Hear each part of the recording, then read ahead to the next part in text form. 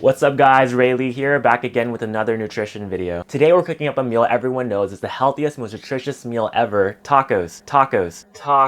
Psych! Cause it's Taco Tuesday!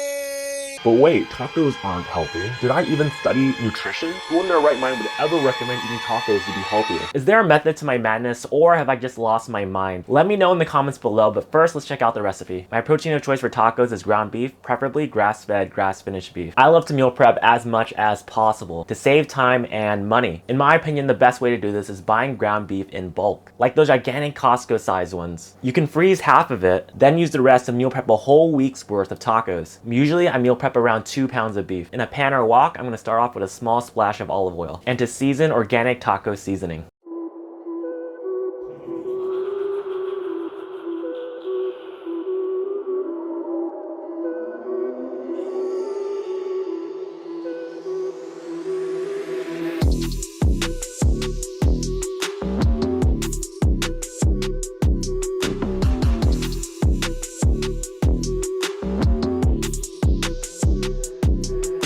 When that's done, we're just gonna set it aside. Now we're gonna make the salsa where we'll get more micronutrients and antioxidants. This is totally optional, but I like having avocado in my salsa, which can get a little pricey, but a good solution I found is looking out for guac when it goes on sale. Buying it in bulk, then freezing it. Or if you just rather be a normal person, just buy a few fresh avocados. This guac I already defrosted, I'm just gonna toss that in my container. For the salsa, it's really important we use a container that has some depth. I'll explain why later. A problem we run into using avocado is its tendency to oxidize and brown so quickly. A solution a lot of people do to slow this down is adding some salt, pepper, lime, or lemon juice. But we're gonna take this a step further. In addition to creating an antioxidant barrier from the lemon juice, we're also gonna create a physical barrier. And this is where the container size comes into play. To create that barrier, we're gonna start by dicing up some red onions and cilantro. We're just gonna layer that on top of the guac. And I like to top it off with organic canned tomatoes. Why do I use canned tomatoes? Honestly, I'm just a lazy fuck, guys. If you work hard enough, you can be too, but if you have a greater will to enjoy life than I do, freshly diced tomatoes taste a whole lot better in my opinion. But if you're using canned tomatoes, you want to drain some of its juices before adding it in, because the excess liquid will cause the avocado to brown faster. Also, limiting moisture is always a good idea when trying to extend the shelf life of anything. Mix together the layers of cilantro, red onions, and tomatoes, but be careful. Ideally, we don't want to mix in any of the guac or avocado, because we want to use a mixture above it to act as a secondary barrier against oxidation. We also need to be careful how we scoop the salsa out. With a spoon, we want to go straight down to the bottom. This way we get a little bit of everything. But it also makes it really easy to maintain that secondary barrier by pushing some of the top layer into the hole we created when we scoop the salsa out. I feel like a lot of people think there's no way tacos can be healthy because of the beef and tortillas. The beef is a subject for another video, especially because it's so controversial nowadays. For now, I'll say that although beef seems to be high in calories and saturated fat than other protein sources, the trade-off is well worth it because of its amazing amino acid composition. It's also a great source of bioavailable iron. But the calories and fat are still a big concern for you. There are also leaner cuts of beef we can use, or just leaner cuts of meat in general, to diminish the saturated fat content. To bring the taco ingredients together, we need a couple of yellow corn tortillas. But aren't tortillas unhealthy? In terms of nutrient density relative to other carb sources, there's actually a lot of overlap. Let's compare our tortillas to a food that's considered by many to be a healthy carb source: brown rice.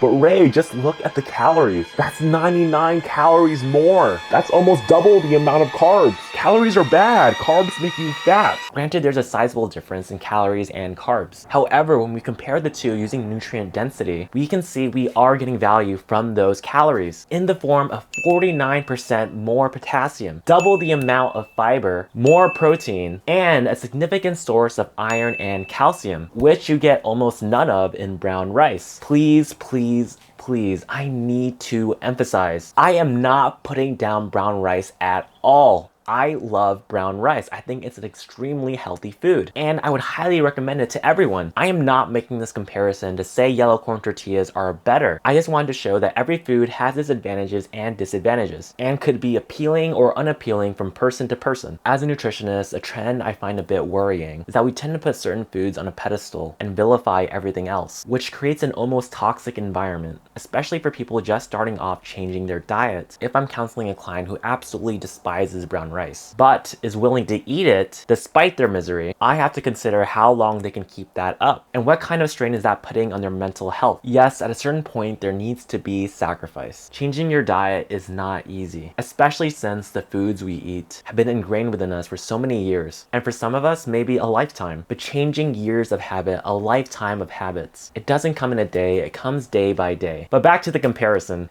If the extra calories compared to the brown rice are still a concern for you, good news, we're only going to need 2 to 4 tortillas. I weigh around 155 pounds, and 2 to 3 tacos are extremely filling for me, especially if we make them in this particular way. First, for better tortilla texture, toss them in for a few seconds on each side in the pan. When adding the meat, I just eyeball a few spoonfuls. You really don't need that much. I did measure this time, and it comes out to 2 to 3 ounces per taco, but feel free to add more or less according to your needs. Then top it off with a generous spoonful of our salsa and guac. And sometimes I just like to add a little tomatillo on the side. And there you have it, a beautiful nutrient-dense meal that's satisfying, cost-effective, and takes just a few minutes to make once you have your ingredients ready. But just remember, the most important part of this meal prep is smashing the like button for the YouTube algorithm. But seriously, every like helps bring me a little bit closer to bringing you videos like this on a weekly basis. But what did you think of the video? What topic should my video be on next? Let me know in the comments below. Until then, you can follow me on Instagram and Twitter at RayADLee,